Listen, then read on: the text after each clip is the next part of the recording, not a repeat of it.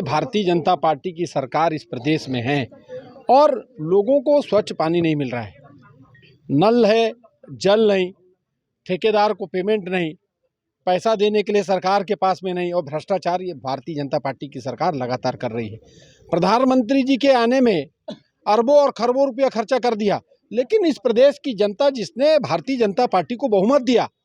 सत्ता लाई, उनको पीने का पानी व्यवस्था नहीं करा पा रही है। कांग्रेस पार्टी प्रदेश कांग्रेस कमेटी के अध्यक्ष गौरव गोगोई जी के नेतृत्व में हर विधानसभा में, हर ब्लॉक में जल जीवन के इस बड़े भ्रष्टाचार को, जिसमें इसके मंत्री जयंत मल्ला इन्वॉल्व हैं, जो अरबों रुपया का भ्रष्टाचार करके इस प्रदेश की जनता को पानी छीनने का काम किया, उसको लेकर आज तमाम कांग्रेस के साथी जल जीवन मिशन के कार्यालय का घेराव हम लोगों ने किया है, पैदल मार्च करके आंदोलन किया है। और जब तक असम के लोगों को स्वच्छ पानी नहीं मिलता, उनके नल में पानी नहीं आता, अभी हवा आ रही है,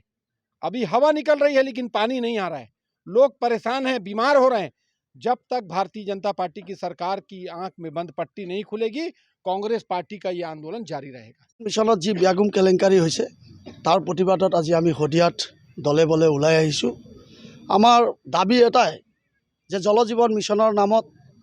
राइजर घरे घरे बिशुद्ध खुआ पानी जोगान धरार आँचनी लई बीजेपी सरकारे जी लुंठन राज चलाइছে तार एटा उचित तदন্ত हब लागे और विभागीय मंत्री जयंत मल्ल बरुৱাৰ पदत्याग दाबी करिছোঁ। आमी আজি অসমৰ ৰাইজৰ পদূলিয়ে পদূলিয়ে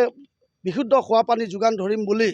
जी आँचनी लले সেই आँचनिर नामत अहा कोटी कोटी टका অসম सरकारे बेलेग विभागলৈ লৈ गई जोरा टापली मारी सरकार चलोৱাৰ व्यवस्था करिছে, जार कारणे आमार खाटी खुआ অসমৰ ठिकादारेও আজি তেওঁলোকৰ ठिकार जी धन पाबलगिया धन সেই धनखिनि आजिলৈকে পোৱা নাই আৰু বিভিন্ন সময়ত তেওঁলোকে দিছপুৰৰ লাষ্ট গেটত গৈ আমি प्रतिबाद কৰা দেখা পাইছোঁ। গতিকে আমি আজি অতিশয় দুখিত লজ্জিত যে অসম চৰকাৰে উন্নয়নৰ নামত ঢোল বজাই ঘূৰি ফুৰে, উন্নয়ন কৰিছোঁ বুলি কৈ ফুৰে, কিন্তু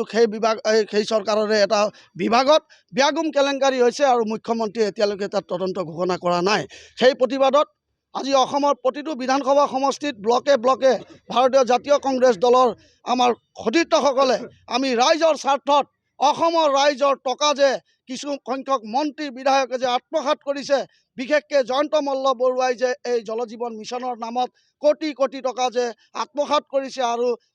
ৰাইজকটো ৰাম ঠগন দিছে, তাৰ উপৰিও আমাৰ অসমৰ অসমীয়া ঠিকাদাৰসকলক প্ৰাণে মৰাৰ যি চেষ্টা কৰি ভাবুকি আনিছে, তাৰ প্ৰতিবাদত আজি আমি সদল বলে ওলাই আহিছোঁ আৰু আমি দাবী জনাইছোঁ অসম চৰকাৰক যে অতি সোনকালে জল জীৱন মিছনৰ নামত হোৱা